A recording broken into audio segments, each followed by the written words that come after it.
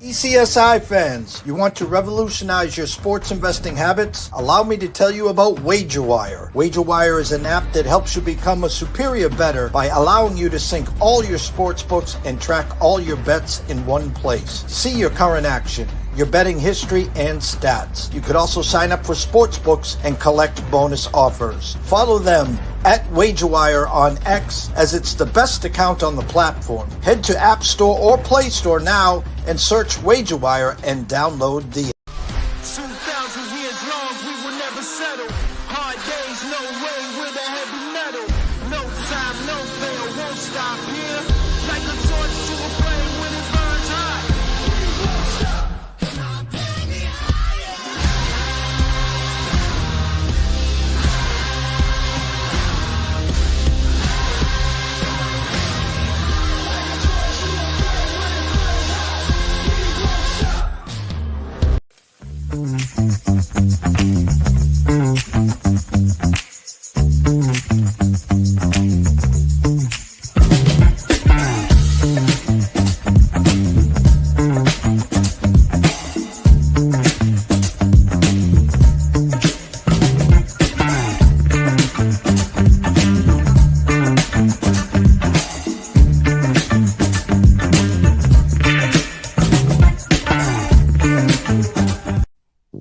From the ECSI Sports Studios and the #1 sports investors in America,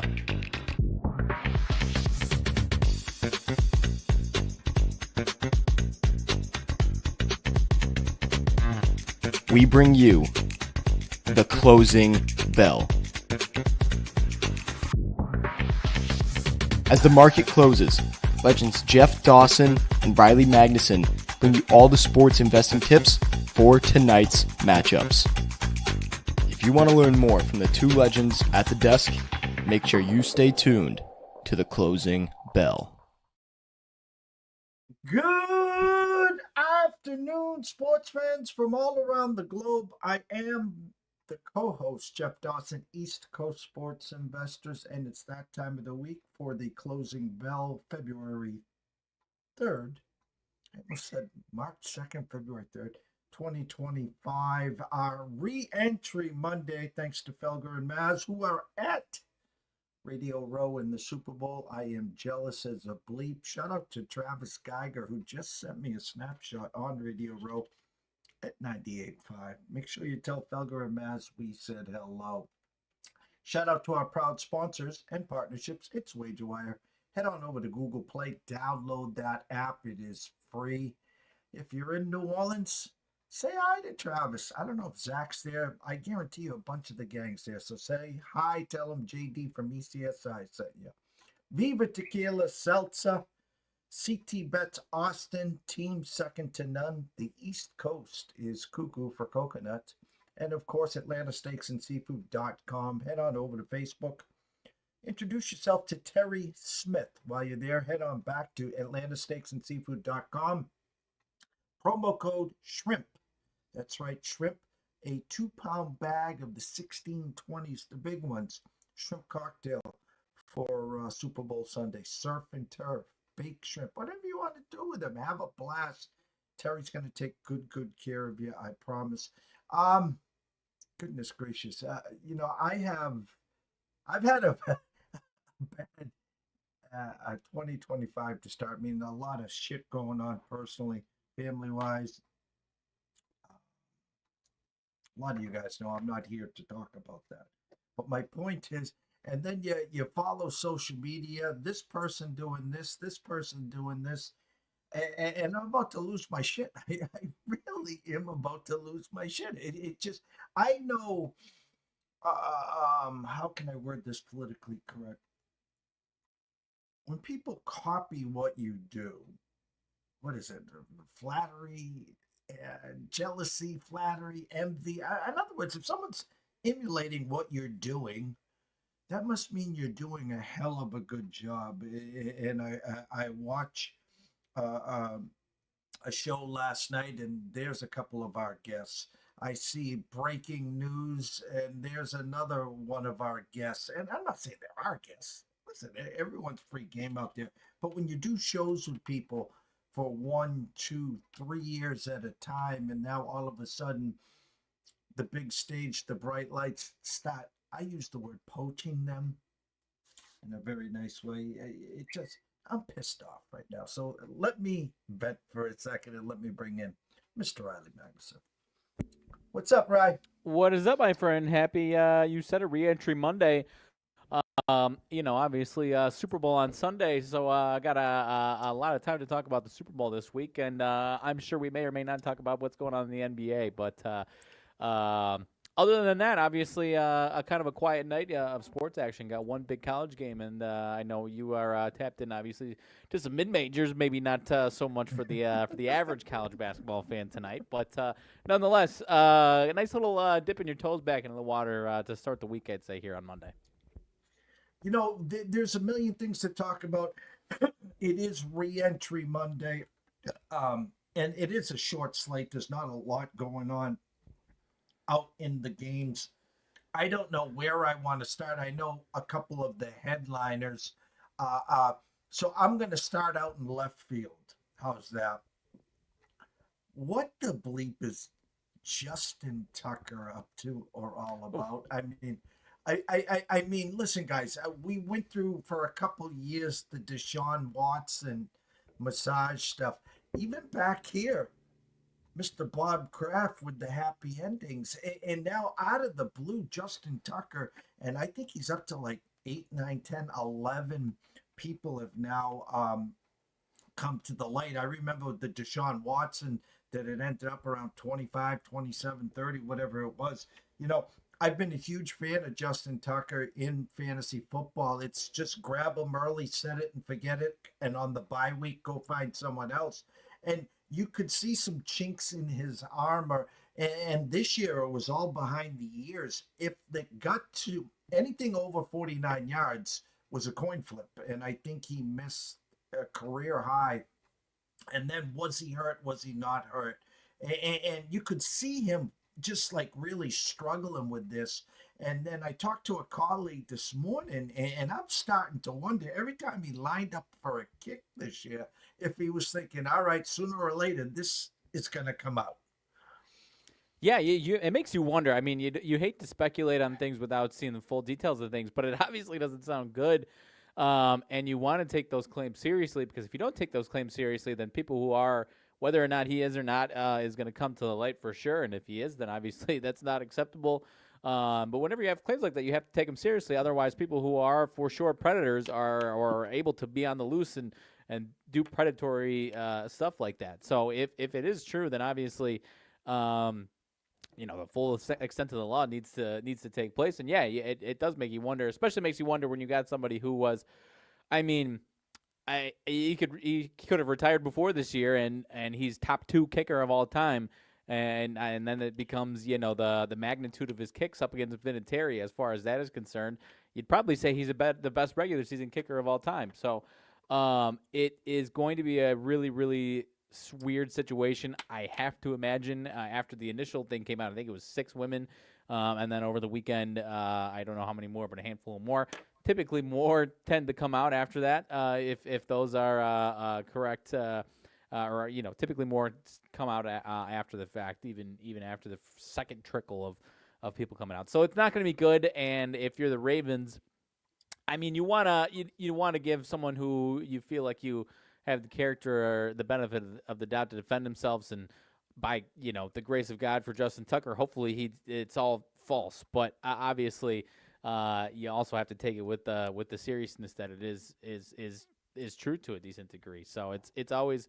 These last few years across all sports, we've had differing levels of this that you have to take serious, and obviously some, because there are cases like this where it actually is the truth, and so because of that you have to act with some justice. So if you're the Ravens, you're in a weird spot because you don't want to roll them out and have them be still under any investigation or whatever it is. But then you get to a point where, you look at another kicker that just got back reinstated this year, Brandon McManus, who had some allegations, not quite like this, but some allegations that later couldn't, whether or not they happened or not, I think is still to be determined. It's more of a cannot provide substantial evidence that anything did happen. So it is a goofy situation. I shouldn't even say the word goofy. It is an unfortunate situation. Whether or not it's true, whether or not it's not true, either way, this is an unfortunate situation, and very good chance we aren't going to see Justin Tucker kick again in the NFL right now. No, and that was it. Someone with less than 2,000 followers said that he will be released. I always do some due diligence before I say anything or give someone props or credit on information. And they asked Harbaugh a few times when he was struggling, and then finally got to their bye week. Are you bringing anyone in here? And he goes, no, we trust Justin. He's going to get it fixed. And something like this, again, we're not the judge or jury, but it sounds a lot like Deshaun Watson's case here. Look at what the Ravens did with Ray Rice. Once the video came out, they said, hey, good luck, and he never played again. Right. This might be a situation where they bring him in and say, hey, we're rooting and pulling for you, kid. We hope all the allegations are false. Other than Aubrey, who can kick it from the gym, these kickers nowadays, they're a dime a dozen. I mean, they're hitting them with their eyes closed from 50, 55, 60. So, I'm like you, I'm rooting for him. I hope this was all false allegations, but I'm going to follow up and basically say what you said, where I think I'll assume that maybe his days in the NFL at this point are over. Yeah, and obviously the way he was kicking, then there was already speculation on what they do going forward. But they've already had. I can tell you the Ravens have already been having meetings as far as what the backup plan would be and how to acquire that backup plan, whether that's free agency, draft, whatever. Those conversations have certainly taken place within the Ravens organization already. Bring back, was it Matt Stover? Maybe he's still around there. UFC. I didn't catch most of it. I saw a lot of highlights, and you might as well. I will start with this. I'm not the UFC guy. I leave that to you and Lou. But I'll go out and say that the run or the reign for Izzy is officially over. Yeah, this was kind of the chance to get back into having another type of second last gasp run, and maybe he has one more. Strap up the bootstraps tight and try and run up the ranks one more time, but still just didn't quite look. I mean, I think the playbook has been out now for a couple of years, and he's not really physically imposing like he was. A lot of the matchups now, similar body styles, reach not as drastic as it once was. But credit to him. I mean, there was a moment where he was the most popular ticket, probably the most popular ticket in the sport for a couple of years there. So credit to what he, how quickly he rose up the ranks. I mean, it was like a 5-6 year run, really. I mean, to get to this point, and then he was winning and defending titles. So was a huge fan of it. I mean, he's not done. We're talking about him like he's retired, but I'm talking about him like he's retired. He's not done, but at the peak, he's one of my favorite fighters I've watched the last decade. So hopefully we see him kind of get back to winning some of these fights, because he is fighting a murderer's row, so to speak. So curious to see if he tries to hold on to that, take another big fight to try and get back into the running for competing for titles, or if he kind of slides down maybe to a gatekeeper role. I don't know. He's a very calculated human being, but clearly didn't quite have it. And the only other thing I'll say, the second fight on there, Magomedov loses his undefeated record to Michael Venom Page, who not sure how long we're going to get Michael Venom Page. He's already 37, and this was fight number 3 in the UFC. He's 2-1 now. Lost to Ian Machado Gary, who's kind of a young up-and-comer. So not sure what we get next out of Michael Venom Page, but he's going to be on whether it's headlining these fight nights, because I mean this was as good as a fight night gets. This was a really good card. They could have put this on a pay-per-view, and it probably would have done it. Maybe not for the time of day. The main event was at 11 a.m., but you know what I mean. Where this is as comparable name-wise to a mid-level pay-per-view fight card. So Michael Venom Page is either going to be headlining fight nights or he's going to be, the third, fourth guy on main card for pay-per-views here, his next couple of fights here. So was really impressed by him, the way he controlled that fight. So I'm interested. He's been fun to watch so far, and I'm interested to see where he goes next. UFC back this weekend. Lou will be on Thursday at 3 o'clock. As he said, 11 straight weeks. So counting last week, we got 10 straight weeks of Fight Night Fortunes, 3 p.m. Thursday with Lou Finicaro. PGA, I'm the biggest fan in the world. I headline. I am the president of his fan club. And the fact of the matter is, and I was talking to someone yesterday, to the average golf fan, they won't understand the statement that I'm going to say. You will understand it. The guys that follow golf will understand this. There was Tiger Woods in his prime. There is Scotty Scheffler now. Mm-hmm. But this gentleman called Rory McIlroy has another gear in his bag that no one, even Scotty Scheffler has. No one in the PGA has this other gear. And if he's cooking with Crisco, cooking on all cylinders, he will lap the field by double digits like Tiger used to do, like Scotty has done. This was a course here, Pebble Beach, which he hasn't played often. It doesn't set up for him like a lot of other courses.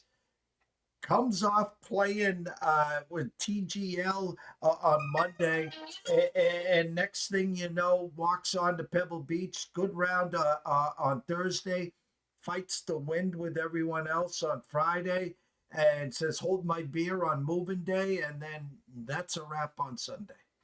Yeah, and this is, we talked about, I can't remember if it was last week or the week before, as far as the leaderboard is concerned. The average golf fan pulling up the scoreboard and thinking it's a Korn Ferry Tour tournament. This is the opposite of that, where if anyone's looking for something to watch on Saturday, Sunday, they pull up this leaderboard and they say, "Oh, here it is. Here's the PGA, the guys that I know. I'm in on this." So, and no, you're absolutely right. Rory. The one guy who I think kind of had it for a 2-year stretch, and he was elevated to number one, but has since, we haven't really seen from him, was Dustin Johnson for a minute, had that type of gear that I think you're talking about. But no, you're right. I think we've, Scotty obviously has a spot to get to where he slips for a little bit, and then we have to see him, see if he does have that other extra gear, but because obviously he's just in that type of form that he's just a mutant right now. But Rory does have that other gear to where he can go, 4 days and play unbelievable golf, or have one day that's absolutely ridiculous. So I think this does set up really, really well for him going forward. A lot of these guys, there's a lot of really big names in here that I think are going to be, playing really well here for the first few months of the season at the very least, and he's one of them. I'm a big Justin Rose guy. I love the way he has been typically playing pretty well in early parts of the season these last couple of years. I think I had him as a outright on this tournament itself a couple of years ago. But anyways, you could see him as in some of these next couple of months, these tournaments where he's 50-1 or something like that, and coming out of the blue. Tom Kim still playing well. Sepp Straka, my guy, is playing well. Scotty getting his feet wet with a nice top 10. Go figure. Not top 5, but just printing out top 10s for him there. Jason Day is the one guy who's not getting a ton of credit, who hasn't been winning, but has been kind of just lurking in the top 15. It seems like week in and week out, and playing some solid golf. So good for him. He was obviously in a bad spot there for a few years. So curious where he goes next, but. Nonetheless, you got a bunch of guys who played really well this weekend that I think are gonna use that kind of momentum into these next few weeks here and into the first couple of majors of the season, and we could be seeing some good golf here for the next few weeks. All right, I held off long enough. All right, so Saturday night I'm on social media, and I was like, "Excuse me." Luka traded to the Lakers, and it was sham. And so, like everyone else, they're like, his account had to have been hacked. His account, and I'm doing all my due diligence. I'm like, okay, this has got to be. It's not April Fool's. What's going on here? And then, like 8 minutes later, he comes back and he does a quick video and says, This is real. This is real. Now I'm gonna, since I have had my couple takes on this, I haven't talked to you. I haven't gone public with this take here. I'm going to say it my way, and then I'm going to give you the full center court here. I applaud the Dallas Mavericks. I applaud the GM. And I applaud the way they did it. Here's why. If they went public and said Luka's available and they started fielding offers, the whole world would have been abuzz. The whole social media would have been abuzz. There would have been 28 teams offering them everything but the left, the kitchen sink. There would have been 3, 4, 5 teams involved in all this stupid shit. And oh, by the way, when is the trade deadline? Thursday, right? Yeah. Yeah. Okay. So they pick up the phone, they call the Lakers, and they say, hey, give us a first, give us a couple of these guys, and throw in AD, and we'll give you Luka. And so the guy's got to be like, you've been drinking? Are you sure this is it? Here's my point. Luka is a generational talent. I'm not saying he's not. Luka puts fannies in the seats. Okay? From a business perspective, he's 25. He looks like my DH on my Friday night softball league. Okay? He's overweight. He doesn't care about his shape. He's supposed to be in his prime. He can't play defense. Oh, and by the way, this new GM shocked the world when he brought Kyrie in. And shocked the world at the trade deadline. And by the way, Dallas got to the NBA Finals last year. So now he's staring at this and saying, I got to start paying this bastard over $70 million a year now. And I am going to owe him $345 million for this super max deal and a 5-year extension or whatever. I think it's a 5-year deal. And this is what he looks like at the age 25. And he's blown out the same calf or Achilles, whatever we're going to say, 4 out of the last 5 years. I ain't doing it. Let someone else put up with Butterball. And so I applaud him for taking a stance. I saw earlier today, Phoenix has taken offers on Kevin Durant. And I said this for weeks and weeks. Will it happen? Probably not. But the Boston Celtics are in the same situation, but just different because they're trying to sell their team for $6 billion, which they can't get $6 billion. So they're trying to sell it for $5 billion, and their $250 million luxury tax check that they got. So it doesn't matter if they finish first or worse, they still got to cut that check. So how are they going to get under that? They're going to have to move a Jaylen Brown, or they're going to have to move a big piece. So I applaud Dallas. I'm in the minority. I think it was a hell of a deal. Didn't take bids, just got them off, shipped them to LA, wiped our hands clean, and moved on. I don't. I see where you're coming from with that. We don't necessarily agree on it, but I'm not in the everything is black clouds and whatever. Because if you get to that point where you're talking, where if it, and maybe we don't see the behind the scenes, or the majority of perception doesn't see the behind the scenes. Because you're right. I mean, we saw it in that Celtics series. We've seen it plenty of times. Where as far as the defensive lapses, if that's where you're getting to, I'm okay with that. I think they still should have tried to get more than that. I think Anthony Davis is an absolute stud when he's healthy, but I don't think he's healthy enough consistently enough to wager the next 10 years of your franchise. Because like you said, if you're concerned that you're just going to be really, really good, have one of the 5 most marketable guys in the league, but that's your ceiling, then I see where you're coming from with that. And I don't disagree with that. I still think they could have called maybe a couple more teams at the least, Jeff. Like, well, who's to say you don't call Milwaukee and say, hey, are you really smitten for the next 10 years with Giannis, or you want to get freaky and do some type of Giannis and Luka deal? So I as far as not making it completely public, I don't disagree, and obviously that's very, very difficult to do now. I do think that you could have gotten a bigger ransom for this, but it's clear that like you said, the Mavericks get to that point where they say we're not in the Luka Doncic's business anymore. They clearly pinpointed Anthony Davis as the guy that they think, because I mean, there's a world where the Mavericks have a deep playoff run, and Anthony Davis is phenomenal this year, and it doesn't look fantastic for anyone who's hating on this trade in the media time. And they might win, whether it's this year or next year, they could win a title. That could absolutely happen. Then you just have to look at the other flip side of what if that doesn't happen. What does this look like in 2-3 years? We're going to be starting from scratch. And again, if you get to that point in your conversations, I have to imagine you've had this. The Mavericks have all these different types of scenarios, and at the end of the day, they just don't want to be in the Luka Doncic's business anymore. I guess my issue is that Anthony Davis, especially at 31, is not in the same plane of value as Luka Doncic anymore. That's where I was, where it's you got the Lakers, and I can't remember what pick they got, because it was either they got 2029 or they got 2031, and they didn't get the other. Just get both of them, for God's sakes, if you're at that point with that deal. My issue. I don't agree. I think they should have.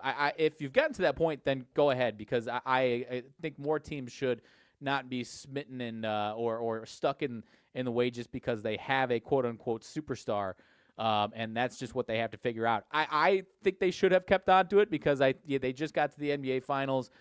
If you're at a point where you think that you're not going to get him to mature anymore, then I can see where it happens. I personally would have tried to, another year or two of trying to get him to mature, get in shape and whatnot before I made this decision, I think. And that's just me personally, because I think Luka is that good. But at the end of the day, I do think they could have gotten more, even without making it a whole feeding frenzy.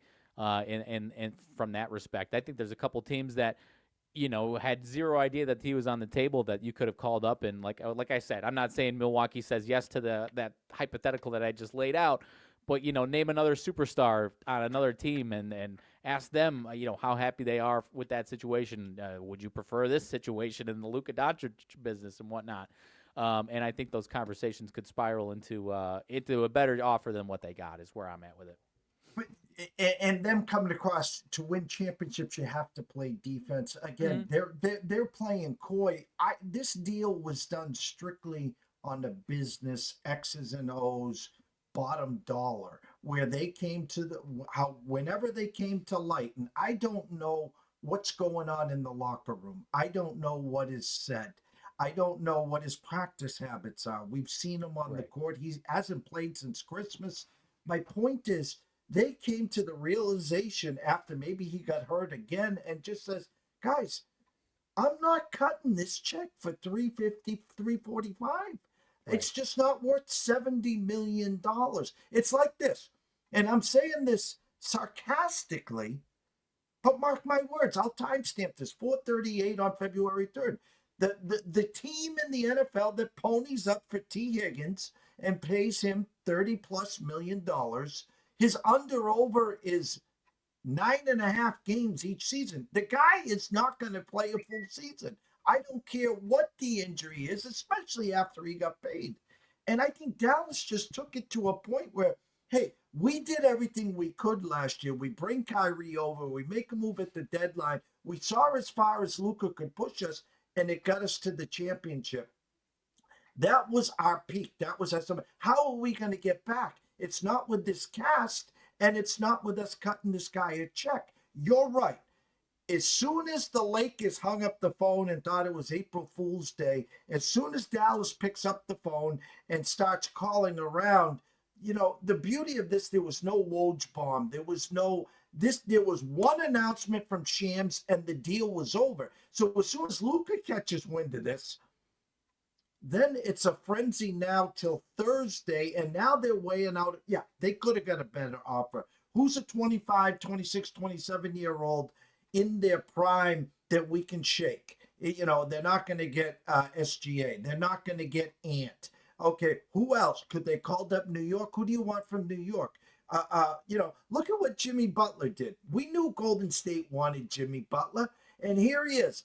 No, I'm not going to sign an extension with you. That's how these guys are wired. So I really just, they ripped the Band-Aid off once they made the decision. Hey, we got Anthony Davis. We'll run with this. We're saving a lot of money in the long term and see what we can do after. Sure. And I think yeah, and we can close on it, but there's the two layers of, do you agree with them wanting to do what you said and being out of the Luka Doncic business in the first place, which is a debate topic in and of itself. And then if you're at the point where, yes, we want to be out, did they handle that correctly or not? So there's two layers of this whole thing, as far as debating whether or not it was a good move or not. I think too is more important that people should be talking about, not just oh my God, I can't believe they just did this. And for the Lakers, if you're the Lakers, you go from having a 40-year-old superstar in LeBron, who's obviously could be done at any second, to the future in a year or two is, man, are we just Anthony Davis and then figuring it out after that too? Now you've got someone for the next 10 years that you could build around, and throw a million assets at supporting him, and obviously seeing what you can do. So from the Lakers standpoint, it's not X's and O's, because you take away Luka Doncic, the Mavericks' next 10 years is very different from this Lakers situation without Luka Doncic. You got LeBron, who could be gone at any moment here in the next couple of years, and then you're stuck with Anthony Davis, Dalton Knecht, Dawson Reeves, whatever.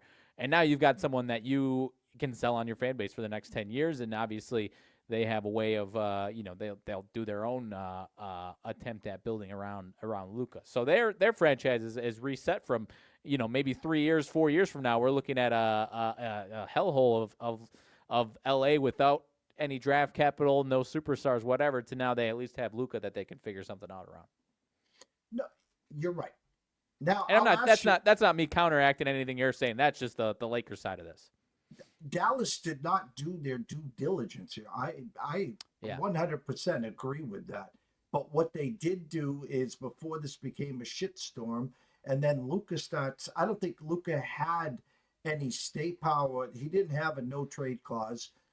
So listen, hey, do you want to leave here, go to Dallas? I mean, to go to LA? Sure. And by the way, it came out that he just bought a $15 million home in Dallas last week. And so, boo-hoo, I guess you're going to have to sell it or whatever. But I'm going to ask you, you're drinking the Kool-Aid now? They went from plus 2,800 to 1,800. Do you think LeBron, Luka, Knecht, Austin Reeves, do you think they got a run in them? In this specific year, the Lakers, yeah. I don't. They defensively are not going to have much rim protection. I think this could go really, really well offensively for them, or it's going to be out of sync. I will just err on the side of, without you take away the interesting part about this whole conversation is, yes, he is 31 as opposed to Luka's 25. Anthony Davis is an incredible player. So that is not the issue here, but you're taking that away from the Lakers, and you're not replacing it with any positive. So I think their defense is going to suffer from this, at least in this year. And if you're the Lakers, you still got to do it, because now you've got something you can, your organizational future for the next 10 years is completely different now. But I think in this specific year, this makes it a little weirder for the Lakers, barring any moves in the next 72 hours or whatever it is now, obviously. So if there's a mode where they're going to get aggressive and make another move to bring in a different rim protector, then that's a different story. But as they're constructed right now, I think this is going to get weird, at least in this year, and I think next year they'll figure out something that'll be really, really solid for them. So this year, I'm not buying the Kool-Aid for the Lakers right now. And we didn't do a show, I think, last Wednesday, because I was at the Celtics game, thanks to Kevin, courtside watching warm-ups for an hour. And I was right in front of the Celtics, from me to you, with Jaylen Brown, Tatum, Al Horford. I was busting chops with Big Al for a few minutes. But I was watching your team warm up. By the way, your warm-up suits have got to be one of the most hideous things I've ever seen in my life. But Riley, two things that my eyes saw. A, they are a bad team, number one. Number two, watching him live, I don't know how Josh Giddey does it.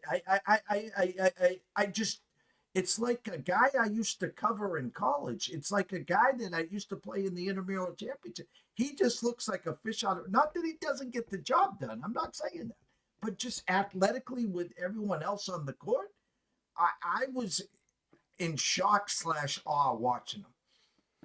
Yeah, no, I mean, this week is going to be interesting because there's going to be more moves to be made. But that Bulls team, no, I mean, like I've been trying to tell you, the Bulls fan base is as quiet as a rabid fan base could be on this Bulls team because they're still up until the Levine trade. We're good enough to be semi in the middle of the pack, but nowhere near good enough to give anyone any type of hope. So, as far as getting rid of Levine, they don't get a ton of return on it, but we've talked over the last calendar year, going back to last year's trade deadline, if there was a market for Zach LaVine alone to get a good return for the Bulls, they would have done it by now.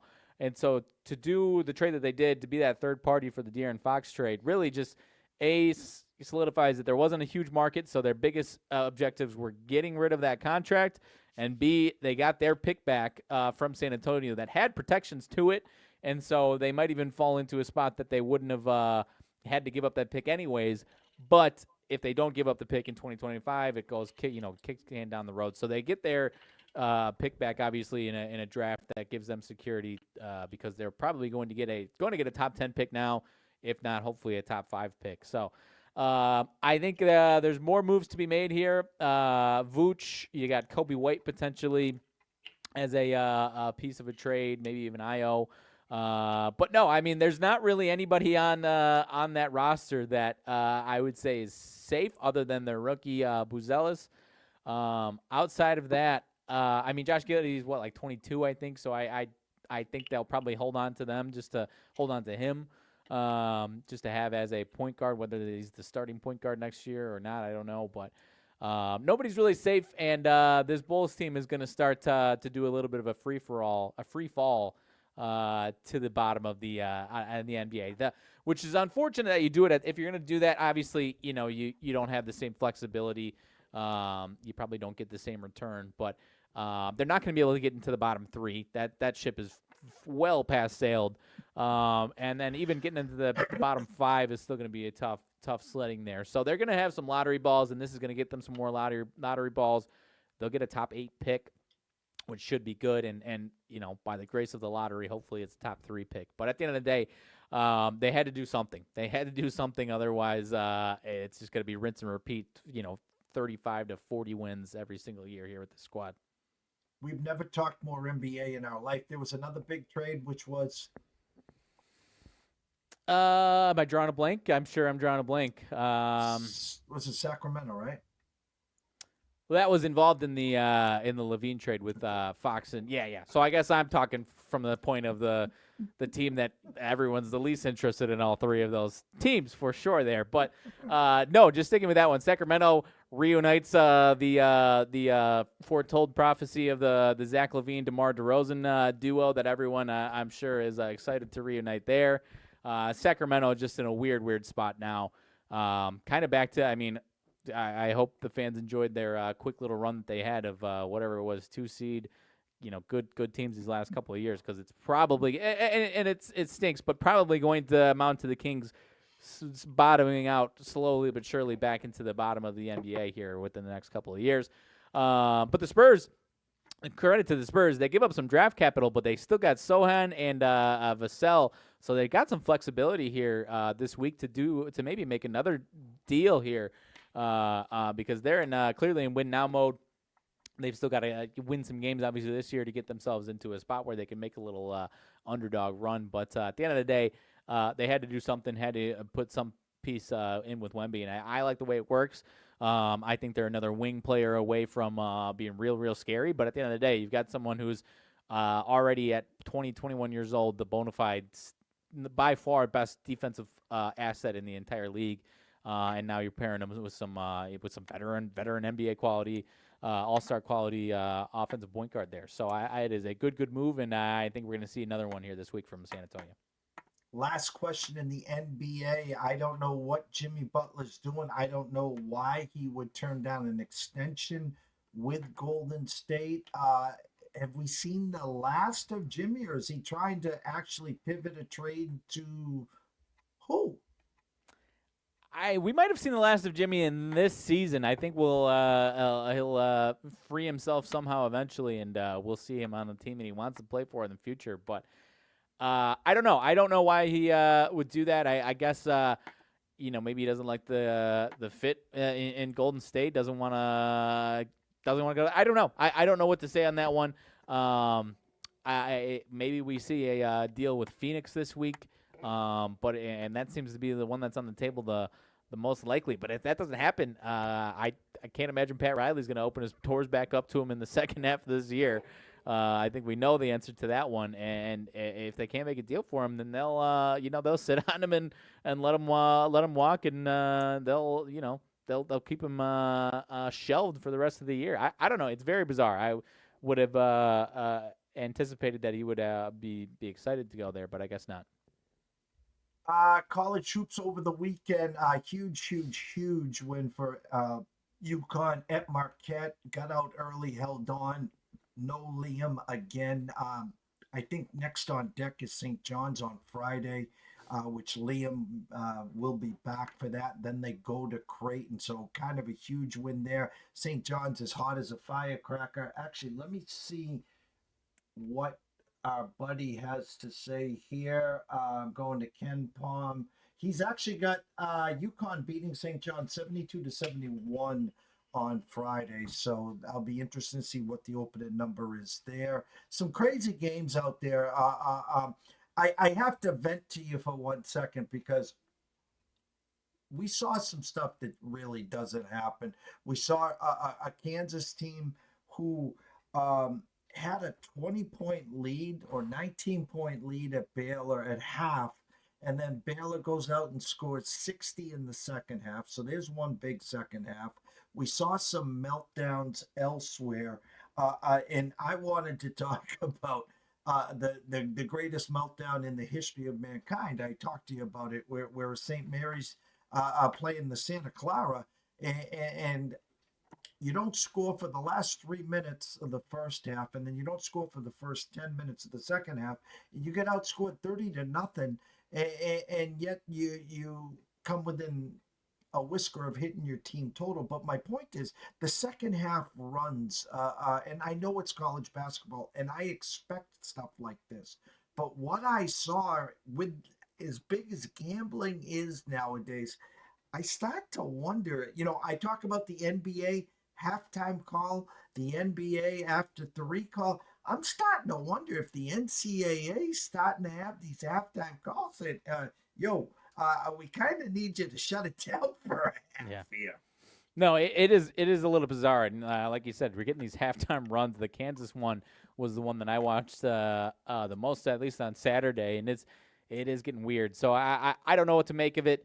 Like you said, it is college, but I mean, unfortunately, something's got to give as far as ensuring that these kids don't have access to it, because it would be real simple for a 20-year-old who maybe isn't making 7 figures on an NIL deal to fudge some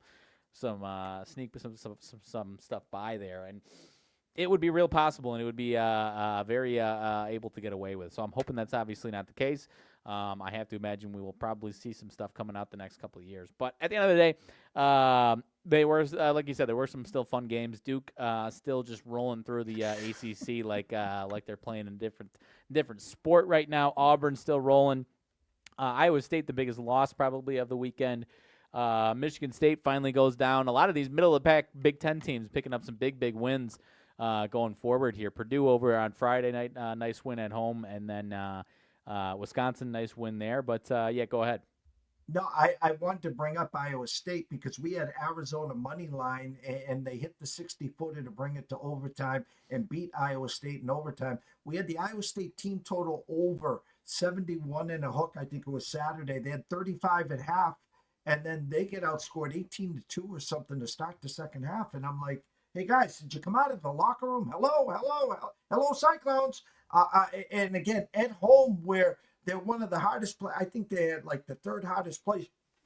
They're on like one of these 39-2 runs at home, and they just got run out of their own gym. So maybe Arizona took the heart out of them there. Speaking of Big Ten tonight, this is going to be an amazing matchup. We're talking about, I'm sorry, this is Big 12, excuse me. Kansas and Iowa State here. So now you got Iowa State, 2-game losing streak. You got Kansas coming off of the big loss in Baylor. And we know it's not easy to win in Kansas, but I'm not sold on this Kansas team, Bradley. No, neither am I. I'm there. It's kind of the carrot where I think there's still a spot that they could get to that they would be really, really dangerous in March. I'm not sold on them currently. I mean, a guy like AJ Storr just hasn't fit in nearly the way that we thought he was going to fit in. That being one of them. There's pieces that haven't worked. It's just another one of these examples. You've got plenty of examples where the transfer portal teams can put together, a great team on the fly. This has kind of been one where with Dickinson, as an individual has been very good, but from a team sense, these last 2 years of Kansas basketball, if they end up not going on a deep run, is going to be an example of you can acquire some fantastic players on paper, but if they don't have the chemistry or don't make basketball sense, it's going to look real bad on your program here. So I'm with you. I still think there is a way where they can get a little more chemistry and figure some things out and be better in March. But as it stands right now, I'm with you. I am not sold on them and any given game necessarily. When they've played the stiffest competition, it has at times showed its ugly head a few times here. We're 46 minutes in. The stage, the board is yours. You want to go over any NBA, anything catches your eye? As far as the NBA, this is just a tough week to, especially a few hours before game time, feel real confident in anything because you might have even a mid-level trade that kind of jacks some things up here. So this is a very tread lightly week as far as the NBA is concerned. You've got Rockets and Knicks was one that I kind of caught my eye, but it is Knicks minus 6.5, but no Fred VanVleet for the Rockets, so that definitely has some effect on that line a little bit. But still felt like the way the Rockets are playing, still felt like some respect to the Knicks tonight. But again, could see some type of trade. And this might mean, I mean, the Rockets might make I'm not saying in the next 2 hours before the game or whatever it is they're making a trade, but they might make a trade that makes them better in the long run, but they've got to dish out, whether it be their fifth or sixth best player, and they don't have them in a game like tonight's case. So that is kind of the point as far as that one, to where it might not be them trading away their best players because obviously they're buyers, but they might have to have a night off or a night where they are missing, some key players before they get those guys in return. But Knicks is interesting tonight. Spurs and Grizzlies. Don't believe you're getting De'Aaron Fox tonight yet. So Spurs a little shorthanded. Grizzlies coming off of this is night 2 of back-to-back. We're in Milwaukee last night, traveling home. So would have liked to see this line a little more respectful to the Grizzlies side with the no Fox yet, just made this trade but don't have the guys yet. Assuming that's the case. I haven't gotten official word that there's not any De'Aaron Fox tonight, but I don't believe he's playing tonight. So would have respected the Grizzlies at a bigger number at home the way they're playing right now. Spurs and Wemby kind of that lurking danger right now. So Kings and Wolves. Kings would have respected the Wolves at a bigger number. Kind of the same thing. Kings don't get – Zach LaVine's not playing tonight. They shelled out a couple depth pieces there. So – would have respected the Wolves, who are actually starting to play really, really well right now. They're winning some games right now, too. So would have respected the Wolves as a bigger favorite. No Giannis. Probably no. I didn't get I actually was jumped to no Lillard as well. So that was recent news here. It was 14.5 before the show. Now it's 16.5. So the Bucks are punting on this one tonight. But Thunder are actually a little banged up as well, depth. So nothing to see too much there. Pacers and Jazz. Pacers minus 6.5. Another team that could be a little kind of in that middle zone. They're starting to play really, really well, though. Would have respected them at a bigger number as well. So funky week. I'm probably not playing anything today as far as the NBA. Definitely can't cannonball into any of these games thinking it's status quo, though, I guess is the main point to be made on these games for the most part here. And I'll say the stench of the night, just from the eye test, is your Pistons opened at 3.5, only a 4-point favorite against Atlanta. So keep an eye on the Hawks +4 or 4.5 at the Superbook. Sprinkle a little beer and Yeah. pizza on that money line. That one smells to holy hell tonight. Yeah, I don't know how I skipped past that with Hawks. I think have lost 8 in a row on top of everything that you said there. The Pistons, still the scrappy Pistons right now. So that one, yes, thank you for adding that one in. Hornets 5.5-point favorites, but they're playing the Wizards. Anything can happen with those teams as well. So nothing too crazy there, my friend.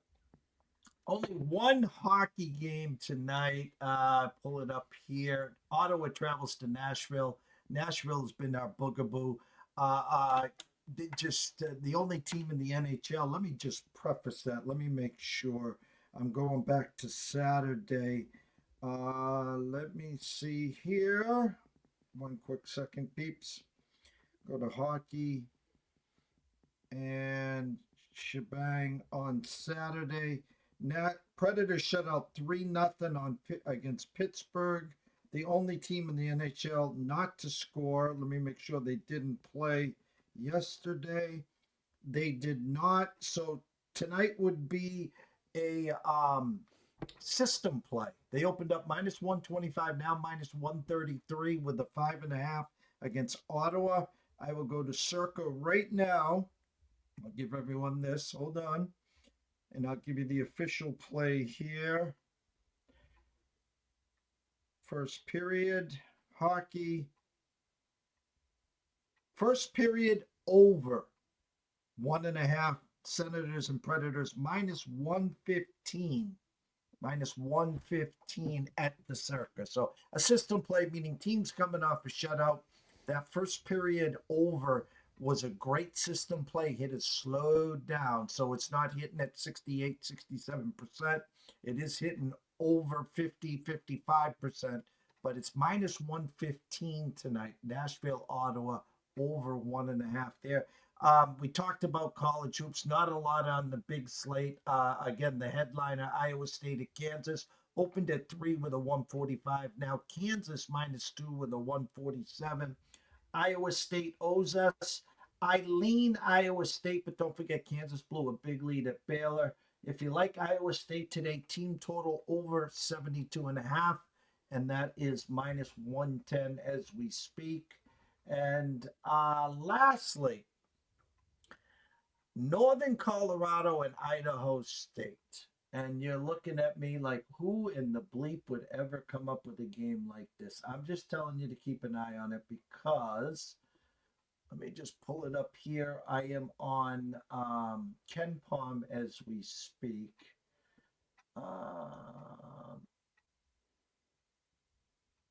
Okay, Northern Colorado is 16-6.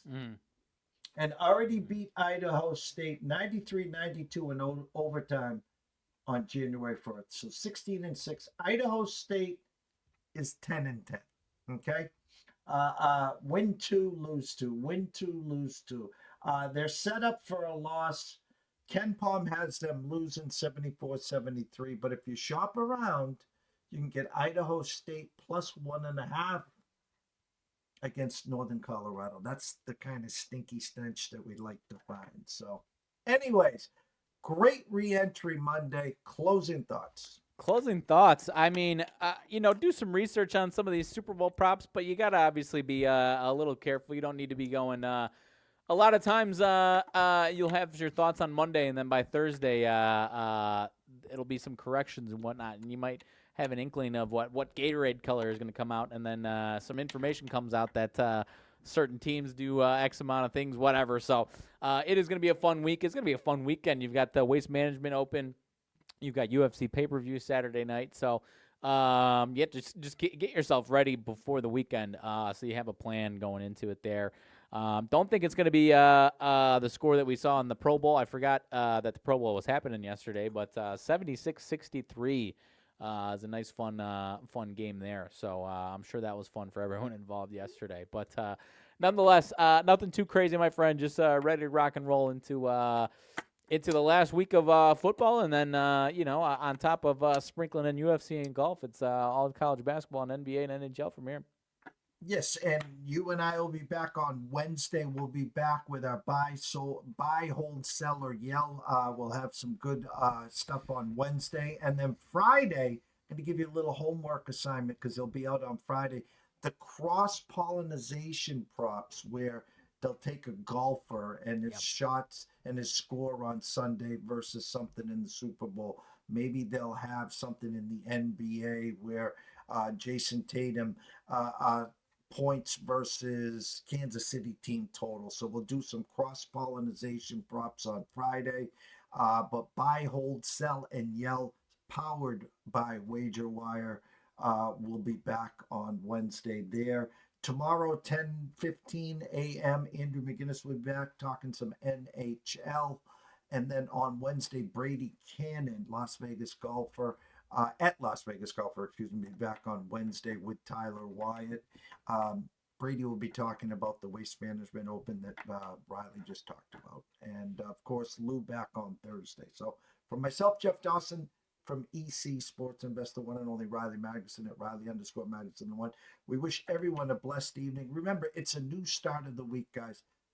Hunker down, stay in your lanes. Trust me on this. Super Bowl is a week away. So behave yourselves, and we'll see you soon.